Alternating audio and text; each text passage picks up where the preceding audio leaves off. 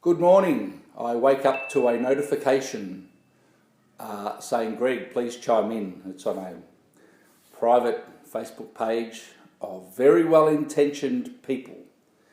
And it's about the whole mouthpiece buzz thing. And so what I'm going to share with you, for those people in the group that you don't know who I am, what I've done, I'm going to put another video on the end of this, so you can watch that if you're interested. To cut it short, I've done a lot of research. I've spoken to physics departments, I've read books, I've researched this for a long time. I put my first book out in 2004. I've started researching it seriously in 2000. What I'm going to share with you is the best information that I've been able to find, and it's not made up by me, it's made up by people a lot smarter than me. The conversation was about mouthpiece buzzing and encouraging students to do it. Now, for any of you guys that do know my material, you'll know that the emphasis is on the psychological impact that you have on the student. And sometimes, regardless of what's happening scientifically, to tell someone to do something, and here's an example, golf player, new golfer, first lesson, hit ball as hard as you can to make it go as far as you can. That's not good advice, okay? Even though it's the speed of the club that determines how far the ball goes. But you tell that to a student, it's the speed of the club that determines how far the ball goes. What are they going to do? They're going to hit the hell out of the ball. So we've got to be very careful with the psychology that we set with people. Now, for 100 years or more, the idea has been to buzz the mouthpiece, buzz your lips. And the argument, well, the conversation that ended up having to be shut down was to buzz or not to mouthpiece buzz. And the two people, in fact, in this conversation were both actually right. Okay, now I've shared this information in masterclasses all around the world. One thing that comes to mind, in New York, this guy named Peter, good player, but hasn't researched it and proceeded to sledge me all over New York because he hadn't done his research and didn't understand. Hey Peter, you're a good guy, but just do your research. And so the story is that the post was air, then lips buzz, mouthpiece buzz is the main thing, and then play. Now, the thing is that both people were right here, okay? So what do I mean by that? When we're playing the instrument, especially at the high school level and the junior level and getting kids starting off, to get them to mouthpiece buzz and to even think about mouthpiece buzz is setting them on a very dangerous path.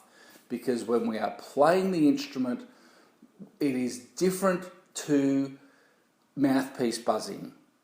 Now, the mouthpiece, my understanding, is it long enough to establish the sound wave. So there is a degree of manipulation of the lip tissue to create the sound.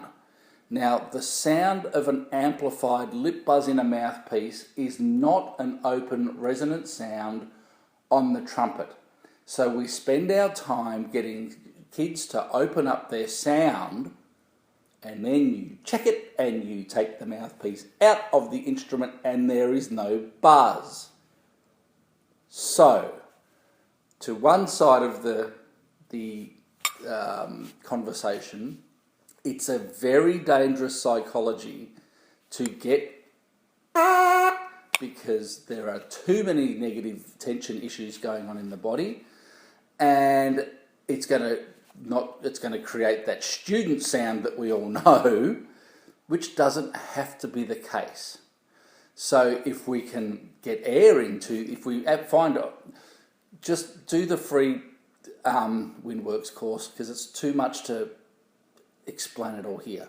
But very quickly, aperture corners. Aperture corners, the aperture is the opening, the corners are the lips, is what determines the pitch.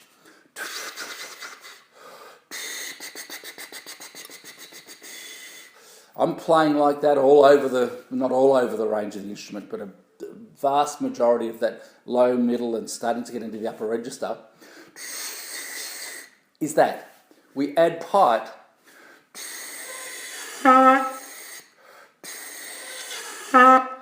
Yes, the air's moving between the lips. Yes, the lip tissue is vibrating on the change of air pressure between the body and the pipe. Now, the John Harbaugh video that was posted is a very good one. The lip is vibrating in response to the change of air pressure in the system. It's a sympathetic oscillation in response to the changing air pressure. Now, please, if you don't want to take it from me, do not stick with ingrained ideas because the ego can't let go of this is the way I think about it and this is the way I'm going to teach it. That is not helpful for the students. What you need to do is research it. And like I've done, the reason that I've learned so much over the years is to go, when someone says, hey Greg, I will get you to consider blah, blah, blah, blah, and I'll look at it. And I've changed so many things about the way that I teach. My understanding of the role of the tongue changed big time. I was led to believe something, then I researched it, and something else was the case. Remember, we've got the well-being of the student as our number one priority. So leave the ego at the door and be prepared to go, okay, I've thought this, but yeah, that makes sense. So the person who posted is not wrong because the words vibration, lip vibration on the air pressure is right.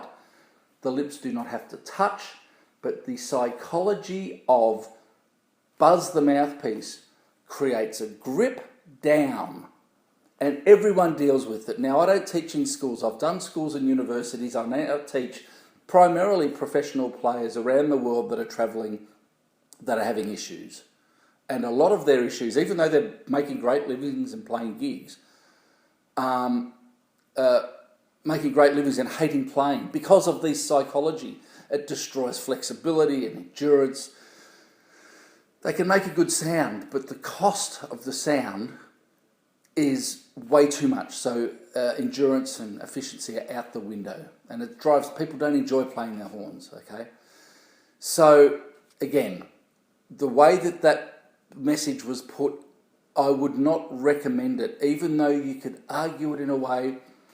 The instrument, what comes to mind, the instrument is not amplifying the sound of the lip or the mouthpiece buzz until, and Chris, this is where it gets really interesting, and this is why I say you were both right. And this is where my friend Peter hated it, and I've got the studies to prove. Anyway, why do we have to fight this fight? Anyway, above about a high C, concert high C, the instrument becomes an amplifier of a mouthpiece buzz. And it's got something to do with the fact that the sound wave is shorter than the circumference of the bell, right? And that's, off my head. I'm so over thinking about this stuff now. But you'll find the stuff. Anyway, Bob Reeves said to me, I did the Bob Reeves podcast, and I'm in the car, and he goes, after a high concert C, it's an amplifier of the mouthpiece buzz. And that might be scientific fact, but do I get any of my students to try and buzz up there? Well, I actually do, but not until they're really, really advanced, not until they understand why we're doing it and what we're working on. So my course is in 3 levels, Foundation, Premium, Ultimate. And it's not until the Ultimate level that I start doing some serious sort of mouthpiece buzzing for a reason, and lip buzzing, would you believe, for range development. But not for the low register, not for beginner or intermediate players. We've got to lose the psychology of playing the mouthpiece because the sound changes. What more can I say? So to sum up, setting the idea that you must buzz the mouthpiece and the instrument is an amplifier of the mouthpiece buzz in the low register and where you're going to be teaching kids is incorrect. Please research it, please. And the psychology that it sets is destructive because the effort that goes in, and I'm talking about this because I've been there, this is the way I was taught, and I'm changing it all because of the way that I've changed everything and became a fairly decent player. So it encourages all negative tension in the body, back in the throat. pinching of the lips. And I'll ask you this, all of you guys in this page, bend your finger around, bend it around, we're going to put it between the teeth. If you take a slow, soft breath, you're opening up the body part of the system. Now, most of you will find that as a familiar and a foreign sensation. It needs to be familiar. That's the feeling. And getting a kid to buzz their lips together or buzz the mouthpiece, they're not going to have that. And people live their careers not having that. And when I open people up to it, the changes in their playing is absolutely astounding. Please check it out. Again, remember, the most important part here is the psychological impact you have on the student. We want the best results from them. We want them to enjoy playing. We want it to be easy. And we know that brass instruments are quite hard to play. And so the retention rate's often not great because they're fighting their horn. Not everyone. Clearly, history shows that a lot of people have had the psychology of buzz mouthpiece and play and get great results. But they don't understand how to fix problems when they've got them, and there are problems everywhere. So the idea is not wrong, it's just not helpful, right? If the psychology of it was okay and wasn't creating problems, I wouldn't care. So I implore you to reassess. But then again, when we get up to the high C and above, it's around, I did the studies into it a while back, and I think it was about a concert C sharp, which is a D sharp on a B flat trumpet. It becomes an amplifier of the mouthpiece buzz because of the sound wave and the circumference of the bell. So both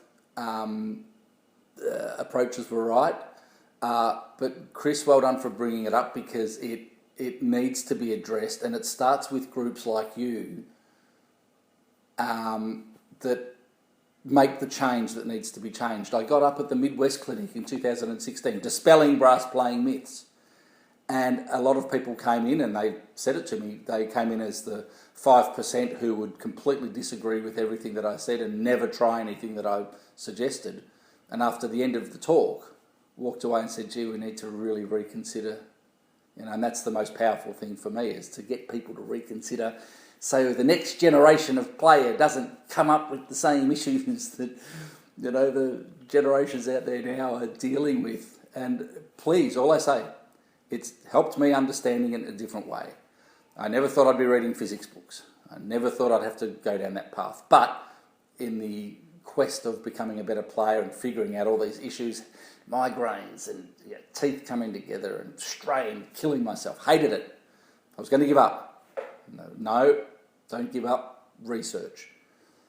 Remember, I couldn't keep doing the same thing the same way. Otherwise, that's stupidity, madness, insanity.